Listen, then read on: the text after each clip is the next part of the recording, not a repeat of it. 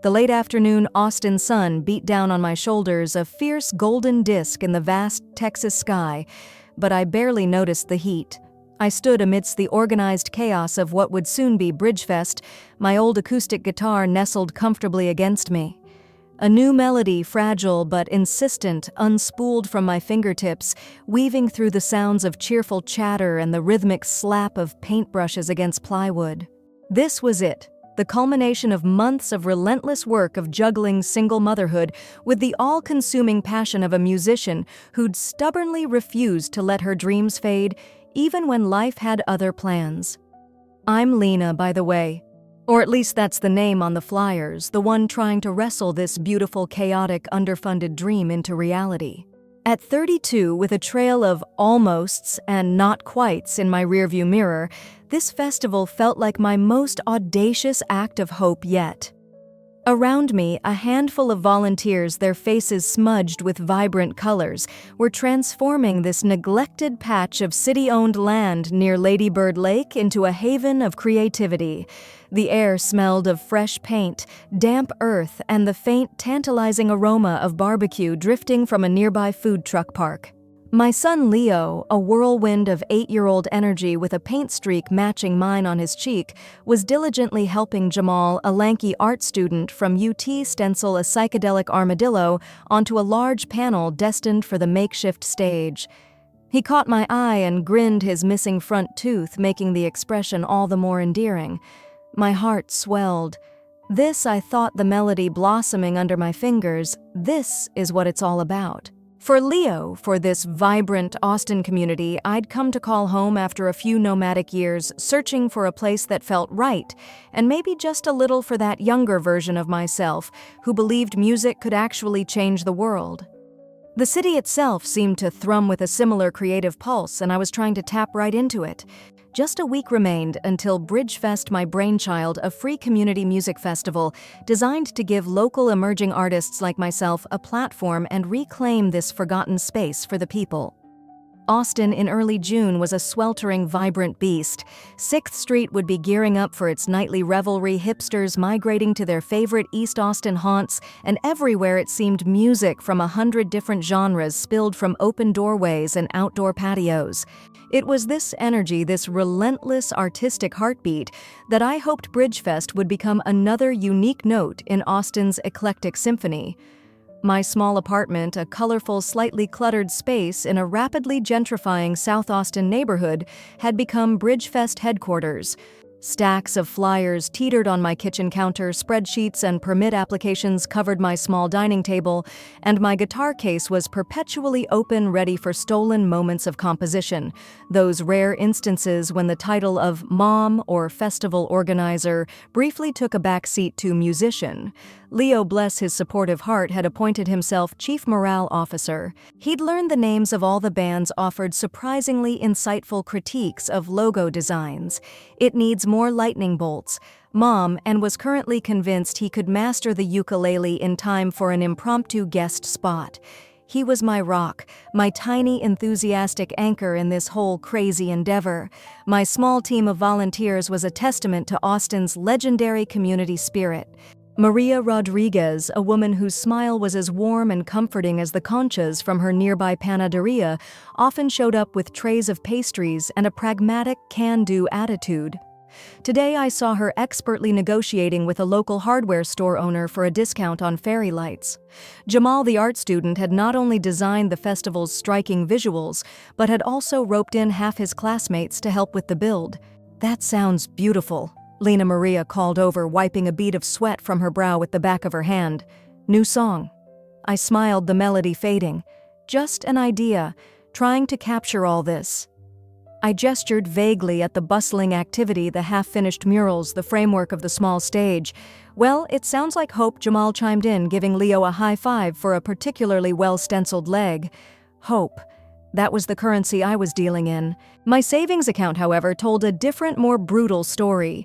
I'd sunk everything, every last dollar from years of gigging in smoky bars and teaching reluctant teenagers guitar, into Bridgefest. Permit fees, insurance deposits for sound equipment, materials for the build.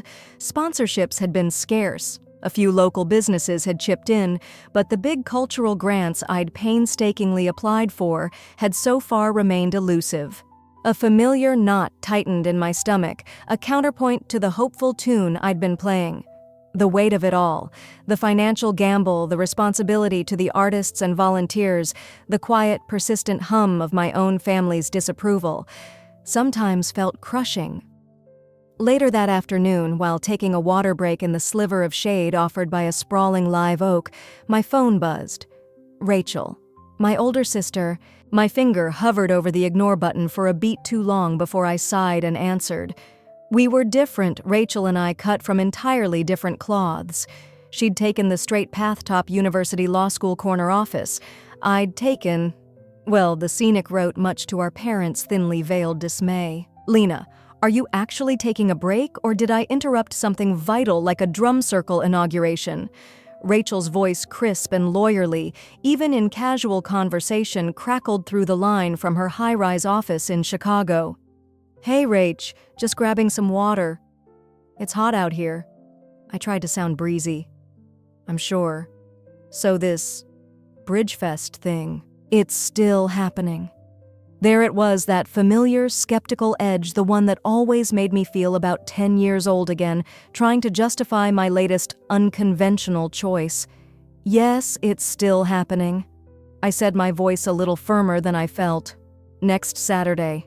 You should fly down. Austin's great this time of year if you can handle the heat. A dry laugh. Tempting.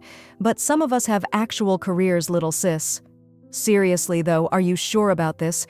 You've put so much into it. What if it doesn't, work out? It will work out. I insisted a little too sharply. It's important. For the community, for the artists. For me, for the part of me that refused to believe that practicality was the only virtue. Right. Community. Look, I just worry. That community isn't going to pay your rent if this thing tanks. Have you even looked at job listings lately? There are some good remote marketing positions. I squeezed my eyes shut. Rachel, I appreciate your concern, I really do. But this is what I'm doing right now. I have to go, things are busy. It was easier to cut it short than to try and explain again this fire in my belly, this unshakable belief that creating something beautiful and shared was just as valuable as a hefty paycheck. All right, just be careful, Lena. Financially careful. The call ended, leaving that familiar, dull ache. I knew Rachel meant well. Our parents, Richard and Carol, retired and living a meticulously curated life in a gated community in Arizona, echoed similar sentiments, usually with more passive-aggressive undertones about stability and making sensible choices, especially with Leo to think about. They just didn't get it. They didn't understand this burning need inside me to create, to connect, to build something meaningful, even if it was risky. Maybe because they never had to take those kinds of risks. The rest of the afternoon passed in a flurry of activity. The bad news arrived via email on my phone while I was untangling a string of solar-powered lanterns. The Spark Local Arts grant, my last real hope for a significant cash injection, had been denied. Highly competitive applicant pool. The bland rejection read, "We encourage you to apply again next cycle." My shoulders slumped. That was another $2,000 I wouldn't have to cover unexpected costs, or God forbid pay myself anything. A fresh wave of anxiety washed over me, cold and sharp.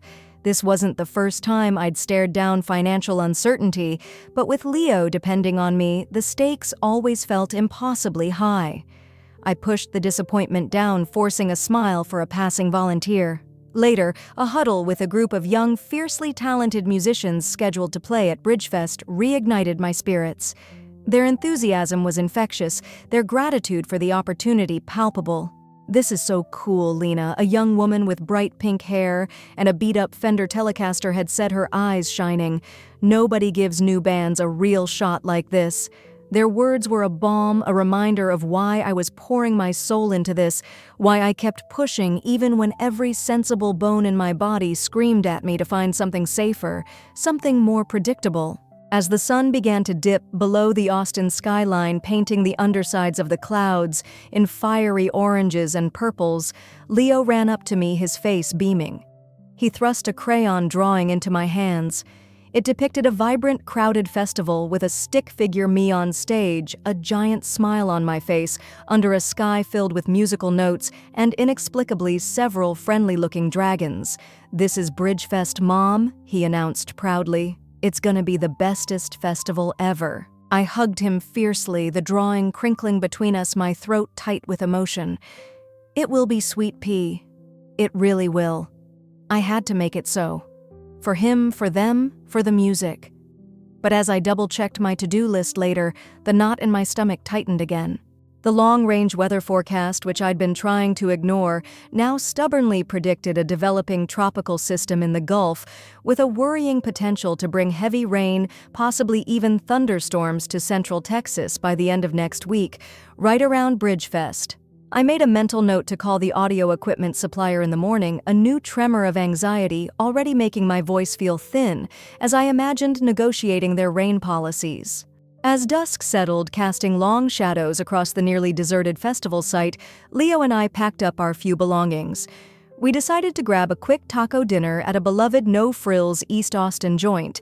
While Leo happily munched on a bean and cheese taco, my gaze drifted to the small television mounted in the corner of the bustling taqueria. A local news channel was on the sound, mostly drowned out by the sizzle of the grill and Tejano music from the jukebox. But then a graphic caught my eye, a swirling, ominous satellite image of the Gulf of Mexico. The meteorologist's voice suddenly seemed to cut through the din. "And this system, folks, is developing rapidly. We're now looking at the potential for a named tropical storm to make landfall along the Texas coast with significant impacts including heavy rainfall and potential flash flooding extending inland towards the Austin metro area by Friday or Saturday." I froze, my half-eaten taco forgotten in my hand. The vibrant colors of the taqueria seemed to dim. Saturday. Bridgefest was Saturday. My blood ran cold, and the hopeful melody that had filled my heart just hours before was drowned out by a rising tide of dread. Leo, noticing my stricken face, looked from me to the TV and back. "Mom, what's wrong?" I tried to smile, a pathetic, wobbly attempt. "Nothing, sweetie. Just a little tired." But my mind was already racing a chaotic storm of its own. I fumbled for my phone. My fingers slick with sudden sweat, already dialing Maria, then Jamal. The image of the swirling vortex on the screen burned into my retinas. Later that night, long after Leo was asleep, I sat alone in my small living room. The city lights of Austin glowed softly through my window, but now they seemed distant, uncaring. Outside, the first few heavy clouds, harbingers of what might come, were beginning to gather, obscuring the stars. My phone was still pressed to my ear, the low murmur of Jamal's concerned voice a thin thread in the suffocating silence of my apartment. The vibrant hope that had launched Bridgefest, that had colored my world just that morning, felt terrifyingly fragile, threatened by forces far beyond my control. The question hung heavy in the humid night air, a silent, ominous counterpart to the gathering storm. Would Bridgefest even happen? And if not, what? Then what would become of my dream, my community's hope, and my own precarious future? The wind started its mournful song sometime before dawn, a low whistle that quickly escalated into an insistent shriek, rattling the old window panes in my South Austin apartment. I'd barely slept my mind, a relentless replay loop of the menacing weather graphic, Jamal's worried voice, and the sickening lurch in my stomach. Now, with the first gray light of morning filtering through the blinds, the soundtrack to my anxiety had arrived. On the small TV I'd left muttering in the corner, the local news anchors, looking grim and far too awake for this hour, were giving continuous updates on Tropical Storm, now upgraded to Hurricane Serafina, as it churned its destructive path through the Gulf, its sights apparently set on the Texas coast, with Austin squarely in its projected inland path. Bridgefest was supposed to be in 3 days. 3 days. Leo, thankfully, was still asleep, a small, peaceful lump under his superhero-themed comforter, oblivious to the tempest brewing both outside and within me. I tiptoed into the kitchen, the floorboards creaking a mournful accompaniment to the wind. The city, usually so alive even at this early hour, felt subdued, holding its breath. Down on the street, I could see a few early risers, scurrying heads bent against the strengthening gusts. A couple of businesses across the way were already putting up plywood over their windows. The air of festive anticipation that had buoyed Austin just days ago was rapidly being replaced by a grim, hurried preparedness. My phone clutched in my hand like a lifeline felt heavy, useless. Who could I even call? Who wasn't already bracing my small band of core Bridgefest volunteers, Maria, Jamal, a few others. We'd been on a group text thread half the night, a flurry of increasingly desperate messages. Maybe it'll turn, can we cover the stage equipment enough? Is there any indoor venue last minute anywhere? Empty hopes, all of them. No venue in Austin would be available on 3 days' notice, especially not for free, and certainly not with a hurricane bearing down. I tried Rachel first, a knot of familiar dread tightening in my chest even before I dialed. It was early even for Chicago, but I knew her workaholic schedule. She picked up on the third ring, her voice already sharp with the clipped efficiency of her corporate law world. Lena. What's wrong? It's barely 6 a.m. here. Tears pricked at my eyes. Rach, it's bad. There's a Hurricane Serafina. It's going to hit Austin. Right when Bridgefest is supposed to happen. My voice trembled, betraying the panic I was trying so hard to suppress. A sigh on the other end of the line, a sound I knew all too well. It was the precursor to a lecture, not sympathy. A hurricane. Well, that's unfortunate. I suppose you'll have to cancel then. Cancel, the word felt like a punch. Rachel, I've sunk everything into this. Everything. The artists, the vendors, the community, I don't know what to do. I thought, maybe, I don't know, some advice, maybe a small loan just to cover the immediate deposits I'll lose. It was a long shot. I knew it. Rachel operated on spreadsheets and bottom lines, not on desperate pleas from her perpetually scrambling artist little sister. A loan, Lena? Her voice was incredulous, then hardened. Absolutely not. I told you this was a harebrained scheme. You pour your life into these projects with no safety net, no contingency plan. This is exactly what I warned you about. You need to learn to make responsible choices. Maybe this will be the wake-up call you need to finally get a real job. The casual cruelty of it, the way she dismissed my passion, my hard work as a childish folly, stole my breath. A wake-up call, I whispered, the phone shaking in my hand. This is my life, Rachel. These are people's hopes, including mine. Well, hopes don't pay the bills, do they? Look, I have an early meeting. Cancel the festival, cut your losses, and learn from it. That's my advice. Click. She was gone. I stared at the dead phone, the silence in my apartment suddenly deafening save for the rising howl of the wind. Tears streamed down my face, now hot and angry. Cut your losses, as if Bridgefest was just some bad stock investment. Swallowing a sob, I dialed my parents in Arizona. Their carefully manicured, storm-free world felt a million miles away. Mom answered, her voice chipper until I explained the situation. "Oh, Lena, dear," she said, her tone shifting to one of carefully modulated concern, the kind she used when discussing a neighbor's unfortunate choice in garden gnomes. "A hurricane. How dreadful. You must be terribly disappointed." "Disappointed," I choked out. "Mom, I'm devastated. I could lose everything. The non-refundable deposits alone. I don't know how I'll cover them." There was a pause. I could hear Dad in the background, his voice a low murmur. "Well," Lena, Mom said, her voice now tinged with that familiar note of parental disapproval, "your father and I have always said you take on too much. This festival, it was rather ambitious, wasn't it? Perhaps a bit flighty. We just hope this doesn't reflect poorly. You know people talk.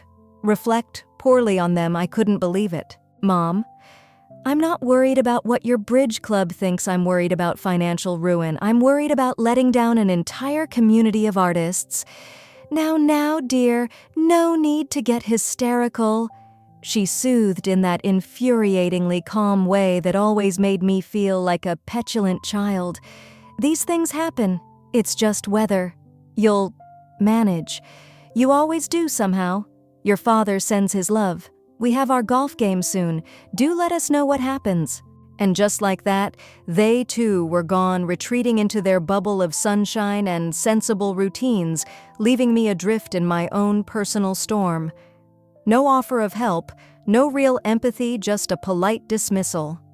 The silence from my family was a different kind of roar, an internal one that echoed the growing fury of Serafina outside.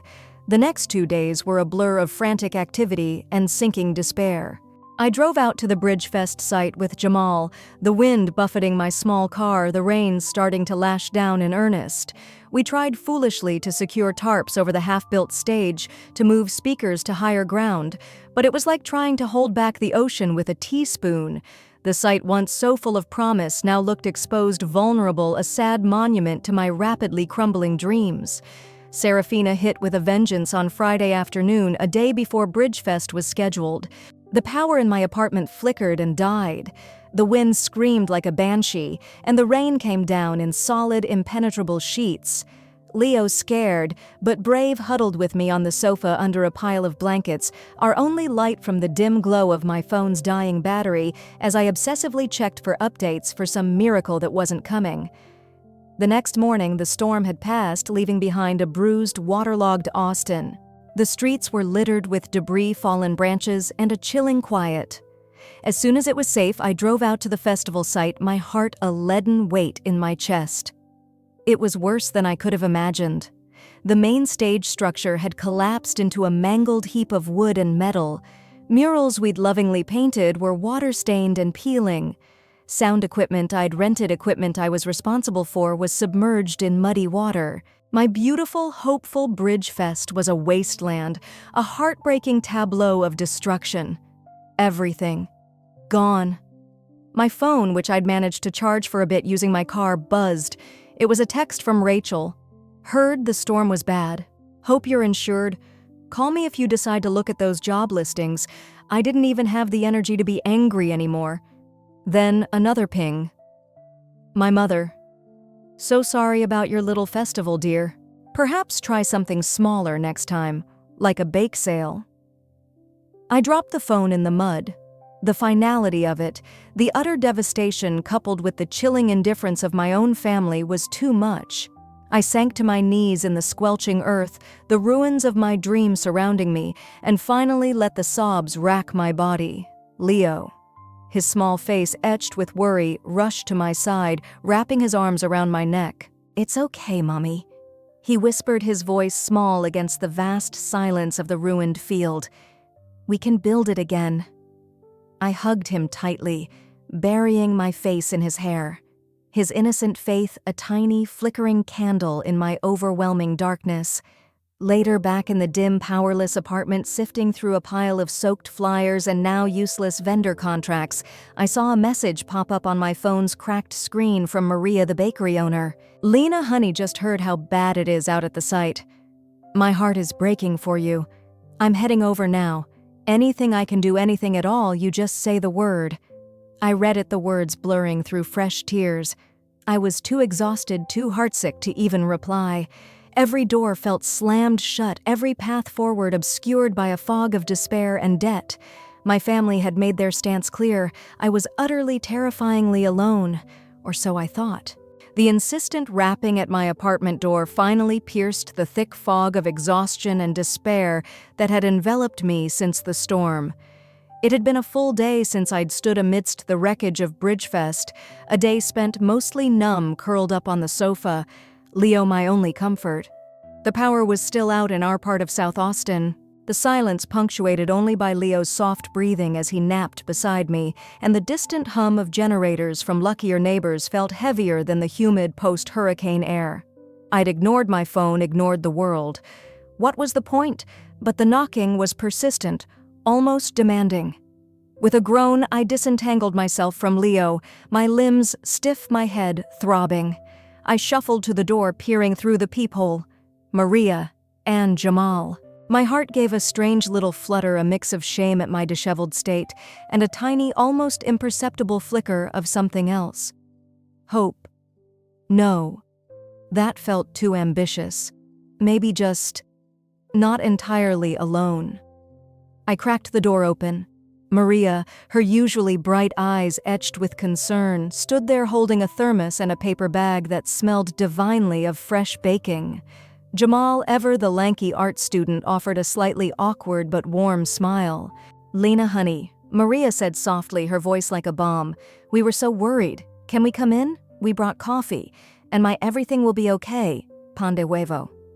I hesitated for a second, acutely aware of the disaster zone my apartment had become, a reflection of my internal state. But their faces, so open and genuinely concerned, disarmed me. I stepped back, a mumbled, "Yeah, sure, come in," escaping my lips. They didn't comment on the dimness, the scattered papers, or my general air of having been run over by a truck. Maria just bustled into my tiny kitchen, somehow managing to find mugs in the gloom, while Jamal settled on the edge of an armchair, looking around with a thoughtful expression. "We went by the site earlier," he said quietly, his gaze meeting mine. Yeah, it's bad, Lena, but not unsalvageable. Not if we don't want it to be." I stared at him, a bitter laugh almost escaping me. Unsalvageable. It looked like a war zone. "Jamal, there's nothing left. The stage is gone, the equipment is ruined, the murals, and I'm broke. Worse than broke, actually. I'm in debt up to my eyeballs for things that are now just junk." The full weight of it threatened to crush me again. Maria returned with steaming mugs of coffee, pressing one into my hands. The warmth seeped into my chilled fingers. "Drink this first," she ordered gently. "Then we talk. We're not here to let you give up, Lena. Austin doesn't give up that easily." And so, fueled by strong coffee and Maria's surprisingly potent sweet bread, I found myself haltingly at first, then with a rush of pent-up emotion pouring out the whole sorry tale. The financial gamble, the crushing indifference of my family, the sheer physical devastation of Serafina's passage. They listened, truly, listened without judgment, without platitudes, just with a quiet empathy that was more comforting than any grand gesture could have been. When I finally wound down, voice hoarse, Jamal pulled out his phone. "Okay," he said, his usual laid-back demeanor replaced by a surprising intensity. "So I took some photos out there, and I wrote something. A post.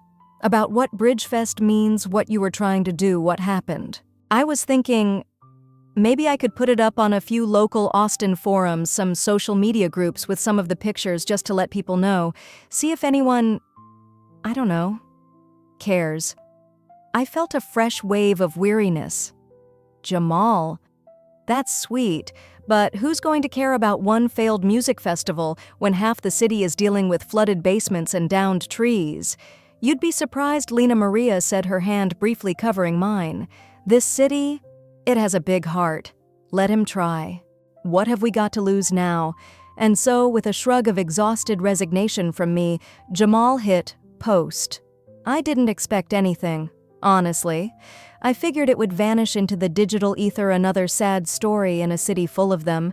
But then a few hours later, my phone, which Jamal had insisted on plugging into his portable charger, started to buzz. Tentatively, I looked. Jamal's post, shared on the Austin Music Scene Facebook page and a couple of neighborhood Reddit threads, was getting reactions, likes, comments. Not just a few, but dozens. This is heartbreaking. Lena pours her soul into supporting local artists. Bridgefest was such a great idea. Austin needs this. Is there any way to help? Can we volunteer for cleanup? Devastated for you, Lena? Serafina was a beast. My breath hitched. People cared. Strangers. They actually cared. The next day, the buzz turned into a low hum, then a tangible movement. Maria, true to her word, had started calling other small business owners she knew in the South Congress and East Austin areas. Jamal's post was shared by a popular local music blogger, then by one of the bands that had been slated to play. A trickle of donations, $5 here, 20 there, started to appear on a Venmo account Jamal had hastily linked to his post for cleanup efforts. A young woman I vaguely knew from a songwriter's open mic night, Sarah, messaged me. "Lena, a few of us are going to do an impromptu acoustic set at Epoch Coffee tonight. All tips are going to help Bridgefest. Can you come just to show your face? Let people see you're not giving up. Go out in public." The thought terrified me. I still felt like a failure, a walking disaster. But Leo, who'd been quietly observing all this unfolding activity with wide eyes, said, "You should go, Mom." For the music. So I went. Huddled in a corner, I watched as Sarah and two other musicians played their hearts out, their voices raw and beautiful. Between songs, Sarah told the small packed crowd about Bridgefest, about me, about the storm, and people put money in the guitar case they'd set out. Real money. By the end of the night, they'd collected over $300. Sarah pressed it into my hand, her eyes shining. "See, Austin's got your back." The following days were a whirlwind. The GoFundMe page, officially launched by that music blogger friend, with a more compelling narrative and better photos, started gaining real traction after a local alt-weekly paper picked up the story. Volunteers organized through a quickly created Facebook group started showing up at the devastated festival site, with gloves and trash bags clearing debris, salvaging what little they could. A young lawyer I'd met once at a community meeting offered pro bono help to deal with equipment rental companies and navigate any potential insurance claims, though my hopes on that front were slim. It was overwhelming. Every time my phone buzzed, it was another offer of help, another message of support, another small donation. People were bringing food to my apartment. Parents from Leo's school organized a playdate rota so I could focus. The climax of this unexpected groundswell came about a week after the storm. Maria and Jamal, with an air of conspiratorial excitement, told me there was a community update meeting I needed to attend at a local cultural center, a place I knew well, a hub for artists and activists. I was hesitant, still feeling raw and exposed, but they were insistent. When we walked in, the main hall was packed. Packed. At least 50 or 60 people were there. The musicians whose sets had been canceled, the volunteers who'd shown up to clean, the small business owners Maria had rallied, even a couple of faces I recognized from city council staff. My jaw literally dropped. At the front of the room on a whiteboard was a heading, "Operation Bridgefest Rebirth." Jamal grinned at me. Maria squeezed my arm. One by one, different people stood up and spoke. A local craft brewery offered to host a larger fundraising concert. A small construction company owner whose kid was a fan of one of the scheduled bands offered to loan some basic staging equipment and manpower for a rebuild. The lawyer outlined a plan to negotiate with suppliers. Artists offered to create new murals. They'd already raised several $1,000s through the GoFundMe and local efforts. They had a plan, a real plan, sketched out with timelines and volunteer rotas. I stood there rooted to the spot, tears streaming down my face. But these weren't the tears of despair I'd cried amongst the wreckage. These were tears of disbelief, of overwhelming gratitude, of a profound, bone-deep recognition that I wasn't alone. Not even close. When they finally called me up, my legs felt like jelly.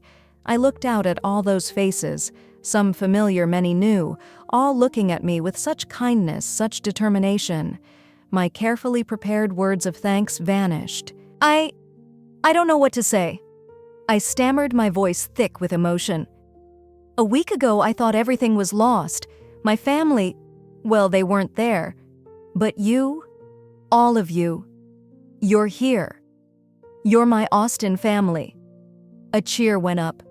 The energy in the room was electric, a palpable force of collective goodwill. Maria put an arm around me. "We told you, Lena," she whispered. "Austin's got you." The conversation quickly turned to practicalities, to logistics, to assigning tasks. I found myself nodding, contributing ideas, the fog of despair finally lifting, replaced by a cautious, burgeoning excitement. The path ahead was still daunting, the work immense. But looking around that room at the faces of my community, my chosen family, I knew with a certainty that settled deep in my bones that we would do it. Bridgefest wouldn't just be rebuilt. It would be reborn, stronger and more meaningful than I could have ever imagined on my own. The question was no longer if, but how soon our collective Austin anthem would rise again. A month. It had taken one hurricane to obliterate my dream, and one incredible month for the heart of Austin to resurrect it. As I stood at the edge of the newly reborn Bridgefest, the late afternoon sun, kinder now in mid-July, dappled through the leaves of the live oaks, illuminating a scene more vibrant, more alive than I could have ever orchestrated on my own. The single ambitious stage I'd planned was now a series of smaller, creatively constructed platforms, each one a testament to community effort. One built from reclaimed wood by a local artists' collective, another a brightly painted flatbed trailer loaned by a friendly landscaping company, a third nestled intimately under the sprawling branches of the oldest oak. The air thrummed with a joyous cacophony, sizzling food from local vendors who'd waved their fees, children's laughter from a craft corner run by PTA volunteers, and the electrifying sound of a local blues band kicking off their set on the Phoenix stage, as Jamal had aptly named the main platform. This wasn't just Bridgefest 2.0, this was something entirely new, something forged in shared adversity and collective spirit. The whole of Austin, it seemed, had turned out. Families spread blankets on the grass, couples swayed to the music, and everywhere I looked I saw faces. The volunteers who'd toiled tirelessly, the donors who'd given what they could, the artists who'd offered their talents, the strangers who had simply shown up to support a dream that had somehow become theirs too. Leo naturally was in his element, a blur of motion as he darted between the face-painting booth and the drum circle that had spontaneously formed near the riverbank. He waved at me, his face a rainbow of paint, his smile wider than the Texas sky. I waved back, a lump forming in my throat. A good lump, the kind that comes from an overflowing heart. Maria was expertly managing the volunteer check-in, her warmth radiating to everyone she greeted. Jamal, looking every bit the triumphant artist, was documenting everything with his camera, a permanent grin plastered on his face. Even the young lawyer Ben, who'd helped me navigate the bureaucratic maze, was here looking surprisingly relaxed in a band t-shirt, tapping his foot to the music. These people and so many others were the architects of this miracle. My phone buzzed in my pocket. I pulled it out, half expecting another logistical query, but it was an email. From Rachel. The subject line simply read, Bridgefest. Inside a short, almost terse message, saw some pictures online. Looks lively. Glad it worked out for you, I guess. R. I read it, a faint smile playing on my lips. No apology, no real acknowledgement of her previous dismissal, but it was something. A tiny crack in the wall of her disapproval. I typed a quick thanks. It's pretty amazing. Hit send and slipped the phone away. Her validation, or lack thereof, no longer held the power it once did. My validation was here all around me, in the music, in the laughter, in the shared joy of this improbable, beautiful day. My parents hadn't contacted me at all, and for the first time it didn't leave a gaping wound, just a quiet understanding of the distance between our worlds. The conflict today, if you could call it that, was simply the joyous challenge of ensuring this resurrected festival ran smoothly, of honoring the immense effort everyone had poured into it. And for me, internally, it was about fully embracing this new definition of success, this profound understanding of what family, in its broadest, most Austin-esque sense, could truly mean. It wasn't about a flawless execution of my original vision. It was about celebrating the flawed, messy, big-hearted triumph of ours. I wandered through the festival, a dazed, grateful smile on my face. I stopped at Maria's panaderia stand, now almost sold out, and she enveloped me in a hug that smelled of cinnamon and resilience. "See, Lena," she whispered. "I told you this city had a big heart." I saw Jamal interviewing one of the young bands I'd initially booked, their eyes shining as they talked about what it meant to finally play this festival. I remembered my own anxiety about giving them a platform, and now here they were, their music soaring, carried aloft by the spirit of a whole community. Leo found me again, breathless and beaming, clutching a slightly lopsided clay creation from the kids' craft tent. "Look, Mom, I made a bridge for Bridgefest." He held up a wobbly, multicolored arch. "It's perfect, sweet pea," I said, my voice thick. "Absolutely perfect." This was what it was all for, these small moments of unadulterated joy, these connections forged in music and goodwill. As the sun began its slow descent, casting a golden glow over the festival grounds, Jamal and Maria found me. "They're calling for you, Lena." Jamal said, his eyes sparkling. "Up on the Phoenix stage. Me, but I'm not scheduled to play today." I stammered, a wave of nerves washing over me. "It's not just about playing," Maria said, taking my arm. "It's about this." They led me towards the main stage where the previous band was just finishing their set to rapturous applause. The MC, a popular local radio DJ who'd volunteered his time, stepped forward. "All right, Austin?" He boomed into the microphone. "We've had an amazing day of music, food, and community spirit, but none of this, absolutely, none of this would have happened without the vision, the heart, and the sheer stubborn grit of one incredible woman. Please give it up for the founder of Bridgefest, the one and only, Lena." The roar from the crowd was deafening. I felt myself blushing as Maria and Jamal gently pushed me forward. Standing on that stage, looking out at the sea of smiling, cheering faces, I was overcome. This wasn't the stage I had originally envisioned, built with my meager savings and desperate hopes. This stage was built on kindness, on countless volunteer hours, on shared belief. I fumbled for the microphone. "Wow," I began, my voice trembling slightly. "Just, wow. Thank you. When I first dreamed up Bridgefest, I thought it was about music, about giving artists a voice. And it is. But what happened after Hurricane Serafina? What all of you did? You taught me that it's about so much more." My gaze swept across the crowd, landing on Maria, on Jamal, on Ben, on Sarah, who'd sung for tips, on the brewery owner who'd hosted the fundraiser, on the countless faces I now recognized as friends, as family. You showed me what community truly means. You showed me that when one person's dream is shattered, 100 hands can reach out to help rebuild it stronger and more beautiful than before. This isn't my festival anymore. This is our festival. This is Austin's festival. Another cheer went up. I took a deep breath. I wrote a song when I was first planning this, a little anthem of hope. I'd like to play it for you now if that's okay, but I don't want to sing it alone. I beckoned to the musicians backstage, to Maria, Jamal, anyone who wanted to join. "This one's for all of us." My old guitar was pressed into my hands. As the first chords of that melody I'd strummed weeks ago, the one that had felt so fragile then, rang out now, confident and full. Other instruments joined in. Voices hesitant at first, then swelling into a chorus, rose up from the crowd.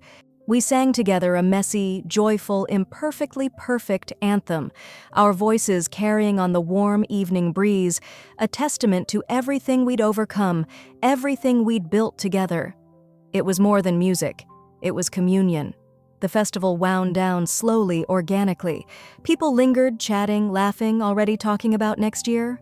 I watched as families packed up their blankets, their faces glowing with the kind of contentment that only comes from a day well spent, a connection deeply felt. Later, as the last of the crew packed up under the soft glow of the string lights, I found myself sitting on the edge of the now empty Phoenix stage, Leo asleep, with his head in my lap. Maria and Jamal sat with me, a comfortable silence settling between us, the kind that exists between people who have weathered a storm together. "You did good," Lena, Jamal said softly, nudging my shoulder. "We did good," I corrected, smiling. Maria nodded. "This is just the beginning, you know. This feeling, this energy. Austin needs more of it." As I finally walked Leo, sleepy and content, back to our little apartment later that night, I felt a profound sense of peace I hadn't known in years. The financial worries hadn't magically vanished, but they no longer held the same terrifying power. I'd faced ruin, stared into the abyss of failure and abandonment, and I'd come out the other side not because of my own solitary strength, but because a community had refused to let me fall. I'd lost a meticulously planned event, faced the cold shoulder of my biological family, but I had found something infinitely more precious: a city's heart, a chosen family bound by more than blood, and a new understanding of my own worth. A worth not measured in dollars or accolades, but in connection, in shared creation, in the resounding chorus of the people's anthem. Austin had echoed my hope, and in doing so had given it a voice louder and more beautiful than I could have ever sung alone. The journey ahead was still unfolding, but for the first time in a long time, I wasn't afraid to face whatever came next. My Austin family had my back. Lena didn't just rebuild a festival, she reclaimed her voice. She found that when everything fell apart, it wasn't the stage or the permits or the perfect plan that saved her. It was people. A city that showed up with gloves, guitars, and good hearts. A community that didn't need permission to believe in something better. And a little boy who reminded his mom through one shaky drawing and an unshakable hug that some dreams are worth building twice. Because real success. It isn't measured in headlines, dollar signs, or your family's approval. It's measured in who still shows up when your world comes crashing down, and in who you become when you choose to stay anyway. Have you ever poured your whole heart into something only to watch it collapse? Have you ever faced the storm and thought, maybe this is the end, only to find a hand reaching back toward you? If Lena's story reminded you of your own, even in some small way, tell us in the comments. Because your voice, your fight, your comeback might be the very thing someone else needs to hear today. And if you believe in the power of community, of rising together, of rebuilding with nothing but heart and hustle, follow this channel. Because here we tell stories that start with failure but end in firelight. Stories that begin in silence but rise in song. Stories that remind us, sometimes the best things we build are born from the wreckage. You belong here, and your voice, we're listening.